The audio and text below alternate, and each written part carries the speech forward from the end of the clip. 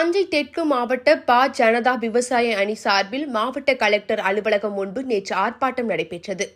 ஆர்ப்பாட்டத்திற்கு தெற்கு மாவட்ட விவசாய அணி தலைவர் தங்கவேல் தலைமை தாங்கினார்.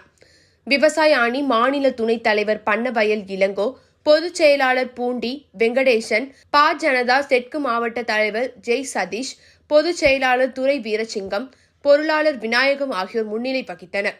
ஆர்ப்பாட்டத்தில் தென்னை விவசாயிகளின் வாழ்வாதாரத்தை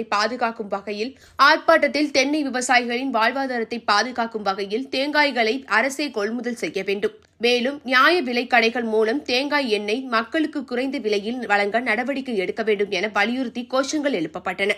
ஆர்ப்பாட்டத்தில் வக்கீல் பிரிவு மாநில துணைத் தலைவர் ராஜேஸ்வரன், மருத்துவர் அணி டாக்டர் பாரதி மோகன் மற்றும் பலர் கலந்து கொண்டனர். ஆர்ப்பாட்டத்தில் கலந்து கொண்டவர்கள் தேங்காய்கள் மற்றும் தேங்காய் எண்ணெய் நிரப்பப்பட்ட பாட்டில்களுடன் கலந்து கொண்டனர். ஆர்ப்பாட்ட முடிவில் நிர்வாகிகள் இது தொடர்பாக கலெக்டர் தீபக் ஜேக்கப்பிடம் கோரிக்கை மனுவையும் அளித்தனர்.